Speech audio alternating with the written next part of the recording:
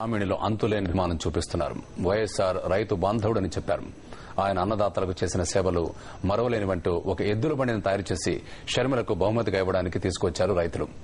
షర్మిల పాదయాత్రలో పాల్గొనడానికి ఒక గ్రామమే తరలి వచ్చింది. ఆ ఎద్దుల బండి స్టోరీ ఏంటో మీరు చూడండి.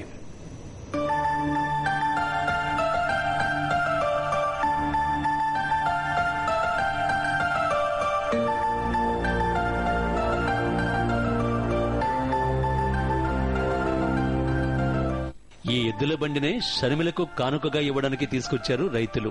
ఈ అన్నదాతలది అనంతపురం జిల్లా ఉరవకొండ నియోజకవర్గం కూడేరు మండలంలోని పి నారాయణపురం వాసులు.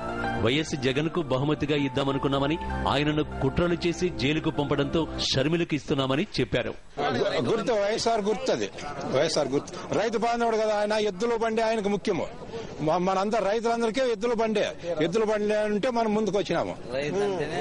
దాని నుంచి అవి గుర్తుండాలని చెప్పి పూర్వకాలం పాత బండిది పరంబాలు కట్టి పూర్వకాలం బండి తయారు చేసినాను. ఎన్నో మంచి పనులు పేదవాళ్ళకి, ప్రతి ఒక్కరికి, అందరికి, ఇళ్ల లేని వాళ్ళకి ఇండ్లు ఇచ్చినాడు. పింఛని రాకుండా పింఛని అన్ని ప్రతి ఒక్కరికి అందరికి మంచి పనులు చేసినాడు. రాజశేఖర రెడ్డి చాలా మంచివాడు.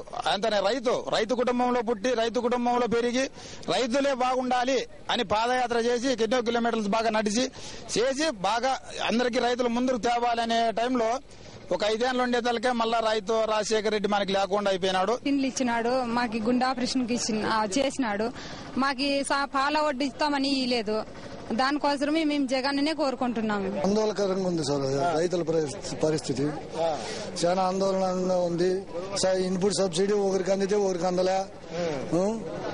మరి రైతులు చాలా అధ్వాన్న స్థితిలో తయారవుతున్నారు. రాజశేఖర రెడ్డి నుంచి రైతులకు ఎంతో మేలు జరిగింది. ఈ రాజశేఖర రెడ్డి లేని తర్వాత ఈ రైతుల పరిస్థితి చాలా ఆందోళనకరంగా తయారైతుంది. వైఎస్ఆర్ రైతుల ఇళ్లలో దీపమన్నారు అన్నదాతలు. ఆ దీపం తమ గుండెల్లో ఎప్పుడూ వెలుగుతూనే ఉంటుందని చెప్పారు.